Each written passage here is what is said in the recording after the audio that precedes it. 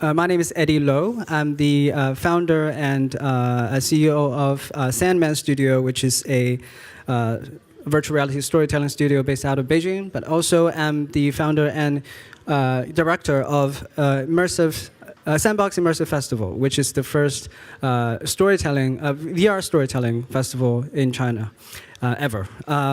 So today I'm going to talk a little bit about China VR market, which is a huge, huge topic. So I'm going to try to tap into some of the key points and generalize some of the facts. So I think everyone knows that we have, in China, we have a huge population of 1.4 billion people. So China, is a huge market for any consumer goods or consumer products. And of course, VR will become, in China will become a very big market for VR content as well. But today, I'm not going to talk about the good stories, but actually about the bad story, the harsh truths about China market. Although we actually did. I've been working with a VR research company in the States called Greenlight Insights. We've been producing a couple of studies and reports about China market. And actually, through the studies, we actually found out from a bottom-up approach that by 2021, that China VR market is going to approach 11.3 billion US dollars, which is still is not a big number because we actually did a very pessimistic approach, but still it's a okay number for a lot of companies in the world. And also, if you look at the total revenues that we actually spend in the industry, actually 80% of these incomes actually come from hardware. Only 20% from software and content, including commercial production, enterprise, and consumer content. So you can see that actually, content, although it's very demanding, but still the investments and the profits and revenues generated from this area is still very small. But people do realize it's becoming very, very important that we have to have more and more great and premium quality content in order to actually, survive the next few years. And also, there's statistics about the type of contents we currently have in China, which is actually 60% are games and 25% from applications, narratives. Well, CG narratives are actually only 8%, with 5% live captured or live streaming content. This is actually statistics by VR Core, which is not very clear. But we can see that a majority of the contents actually come from the game side. But a lot of people now do believe that storytelling content becomes extremely important because these stories can actually reach out to a wider audience. And people will not necessarily go for games, but everyone would love stories. So as I've just mentioned in the previous slides, that content creators, majority of content creators, are actually game developers. So if we in China, we actually have, like, if we count the game developers to comparing to storytellers, as 10 to 1. So we have very, very little storytelling studios and storytelling content creators in China, which I believe is also the very big opportunity for you guys in this, whether it's in the States or in Europe, that you can create great stories and great storytelling content, which we really lack in the market. So in China, we're now facing a lot of problems and challenges, which the first one is the creatives are pretty lacking. According to one of the statistics by LinkedIn, if we count the global, the VR talents in China compared to the VR talents in the globe, across the globe, Chinese VR creatives only counts 2%, whereas States, I believe, they have like 30-something% of the global creative talents in the VR. So creative is becoming a very big problem for China market because we don't have that many people to work on that. So there is not enough funding support as well. So in the States, in Europe, I believe, especially in France, that you have, institutions like Arte, CNC, Creative Europe can provide some of the funding support for content creators. But in China, unfortunately, we don't have that kind of support at this moment. So people will either have to find commercial opportunities or have to find venture capital to back them up. And also, and the reason why there was no funding is that because the monetization is pretty weak, as a lot of speakers have just discussed in the previous panel, and distribution channels is also pretty weak. We only have in the very starting point of rolling out these distribution channels. So at the end, up until now, actually, we only have less than 10 companies or a group of people that are actually working on storytelling content. So it's pretty sad. But I believe in the next couple of years, when the market is becoming more mature and distribution becomes more clear, then I think there will be more people working on this specific vertical. I think a lot of people have already discussed about distribution channel, especially VR cinemas. I also want to talk a little about that as well. So in China, we do have about six to seven companies working on bringing out VR cinemas across the country. Some companies were also considering to bring the experiences, the hardware and solutions into international territories, like Yuecheng, Surreal, Digital Domain, or Dome Pictures. These are the main players that are actually working on these solutions.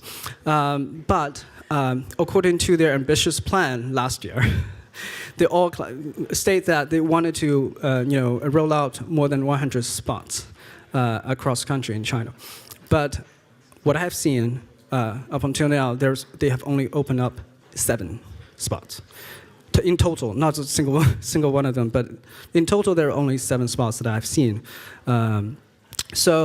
There is a big problem with them that they are having very big problem of finding creative, top quality content to actually feed up their pipeline. But I'm going to talk a little bit about that as well in the later slides. But if you think about this, the VR cinema in Europe. You can see like MK2 or I think Sam Hood from Netherlands. They all have they wanted to provide a premium experiences, premium services, and also and charge for okay premium price. But in China, we're using different model because China, we have such a huge country, have a lot of people, across the country. So we usually, we deal with this through a franchising model. But the problem with franchising model is that we cannot really control the service, the quality of service. So this is a lot of people have been struggling about setting up VR cinemas across country, but they don't have the manpower to actually monitor and keep the standard of the service. But what people now has been thinking about to have a relatively different strategy from like traditional cinemas that you usually think is that we call it entertainment destination. This is something that Surreal and maybe Yuecheng's been doing. So they set up this place to have a couple of chairs and a couple of stations to actually let people to try VR experiences. But that's not the only purpose. They actually open a bigger space and curate that space into a social space where people can come together and play a little bit of games and watch VR experiences and also, have a drink, coffee, or even have books. So this is what people's been, business has been thinking about as a model. So I'm going to do it very quickly. That because I've been running a couple of VR exhibitions across country, and also been collecting a couple of feedbacks from these distribution companies. So what I've gathered is that the consumers in China, they want to be entertained. What I mean by that is that they they will want to have more entertaining content rather than documentaries that.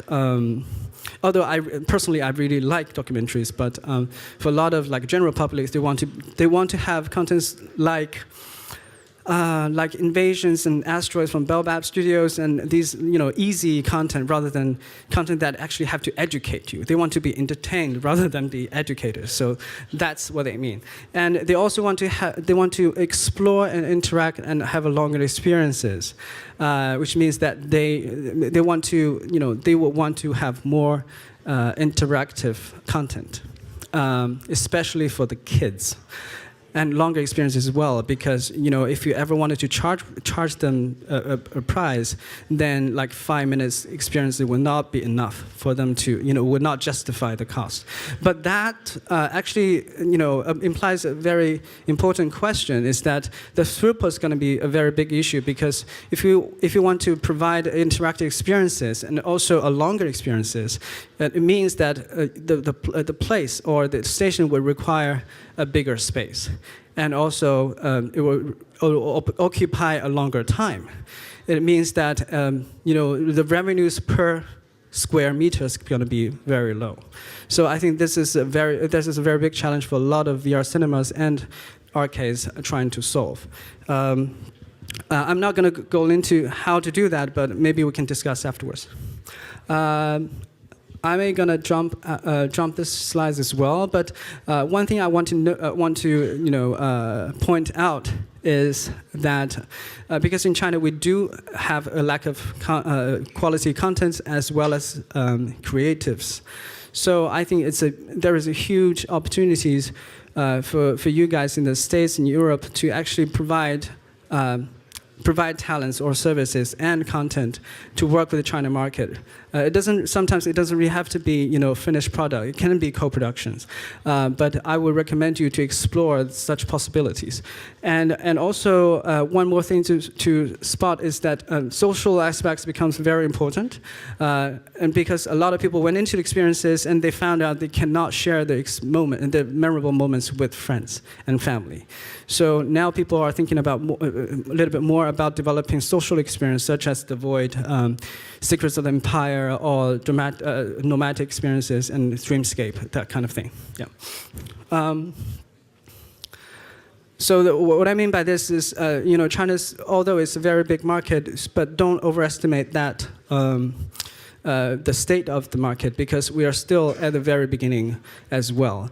We are growing pretty quickly, but it's not as quick as people would want it to be, because you do have a lot of news and press about China market. We have a huge number of consumer and a lot of locations, but some of the locations didn't really perform that well. So don't really rely on those numbers, but also don't underestimate China market as well, because it will become a very, very big market for consumer content. So I will spend the last minute to talk about the festival.